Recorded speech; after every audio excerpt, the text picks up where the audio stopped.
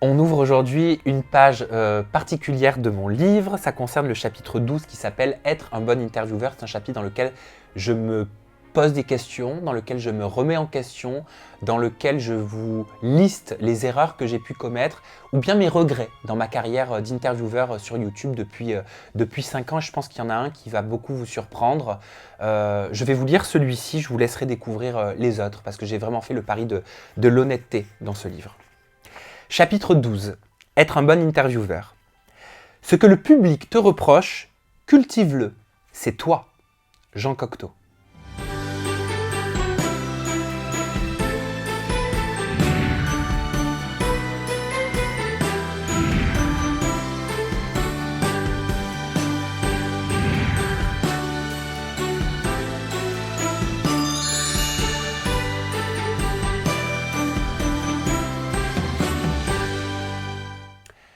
Cela dit, improviser, ça ne s'improvise pas.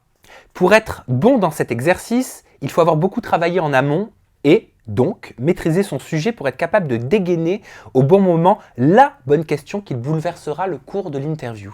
En somme, pour s'amuser en improvisant, faut s'être préparé. Ma courtoisie envers mes invités m'a parfois été reprochée. Je me suis souvent fait traiter d'hypocrite ou de faux cul, pour la seule et unique raison que j'étais poli avec mon interlocuteur et qu'au lieu de lui rentrer dedans dans une logique de clash, je préférais l'interroger pour essayer de mieux le comprendre. Quand je reçois un invité, mon but n'est pas de créer une énième polémique. Si buzz il y a, tant mieux, mais s'il n'est pas au rendez-vous, c'est pas grave non plus. Après tout, quoi de plus valorisant qu'une vidéo qui fait parler d'elle pour l'authenticité de son propos? Cela, je l'ai compris avec ce que je considère comme les 2 plus gros regrets de mon parcours d'intervieweur. Le premier concerne un entretien que j'avais enregistré avec une candidate de télé-réalité, alors à l'affiche d'une pièce de théâtre.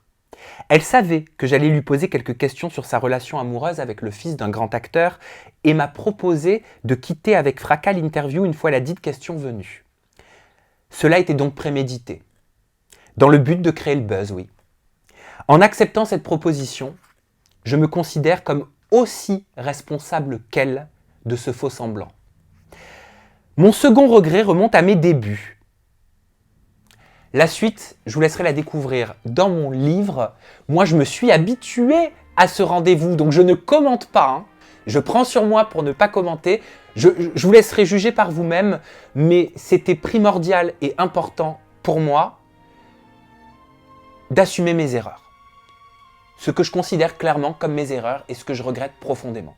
J'avais dit pourtant que je commentais pas. Bref, j'arrête, je me tais. On se retrouve demain pour ouvrir ensemble une nouvelle case de notre calendrier de l'Avent 2019. Plus que 12 jours avant Noël. En gros, c'est demain, quoi. Alors, vous prenez soin de vous, vous chérissez tous ceux que vous aimez et vous n'oubliez pas vos petites emplettes. À demain.